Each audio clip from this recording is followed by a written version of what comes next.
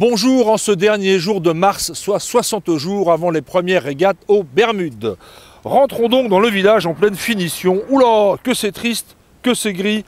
Stop, arrêtons et recommençons par un lendemain ensoleillé avec la mer turquoise. Voilà, là nous sommes aux Bermudes. Vu d'en haut, voici le Great Sound orienté nord-est et le parcours tel qu'il sera dans 60 jours avec départ en bas à gauche, bouée de dégagement à bâbord, 2 allers-retours entre les 2 portes et arrivée en haut devant le Dockyard où sont le village et les bases des 6 équipes. Avec dans l'ordre le Defender Oracle, installé ici depuis 2 ans, juste avant la cimenterie, puis les Japonais présents depuis 1 an, un hangar à CEA, d'anciens réservoirs, puis les Français tout récemment arrivés, et au bout à droite, les Anglais ici depuis janvier, juste en face du village.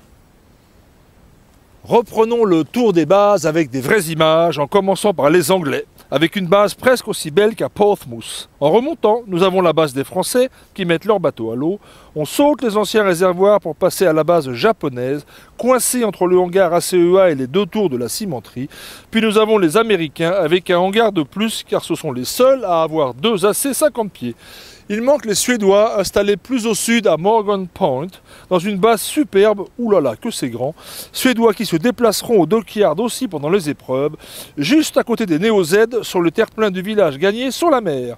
Justement, on voit ici les techniciens kiwis en train de poser leur ponton, alors que le reste de l'équipe naviguait encore le 29 mars en Nouvelle-Zélande, à la veille de démonter et de transporter leur bateau par avion jusqu'aux Bermudes. Bermudes où les 5 équipes présentes ont régaté pendant 5 jours du 22 au 26 mars dernier. Premier dans l'ordre des résultats officieux, regardez, les Américains avec une nouvelle barre aux commandes ergonomiques pour gérer les 40 fonctions hydrauliques au bas mot affichent la meilleure vitesse, même s'ils sèment des équipiers en cours de route, même s'ils s'emportent un peu au passage des bouées et explosent aussi quelques daggerfoils. Ils ne perdent que 2 manches face à des Suédois, de leur côté, très classiques dans leur façon de naviguer, sans réel point faible et toujours performants dans le petit temps. Les Japonais, 3e, qui manquent de place dans leur petite base pour ranger leur aile de spare, sont tout proches en vitesse. Ils bénéficient de l'entraînement intensif en compagnie d'Oracle depuis 1 an. On voit ici Grande Simmer, le CEO américain, comme chez lui chez les Nippons. Et ils auraient battu les Suédois sans une panne hydraulique auprès l'avant-dernier jour.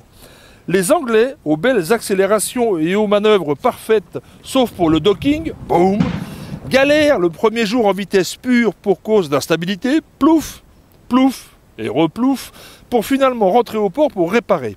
La suite se passera mieux, avec entre autres des super virements dans la brise, comme ici lors d'un départ contre Oracle. Gageons que l'arrivée la semaine prochaine de leur nouveau foil de petit temps les fasse beaucoup progresser en vitesse, et nul doute qu'au contact des autres, ils vont rapidement rattraper leur retard en stabilité.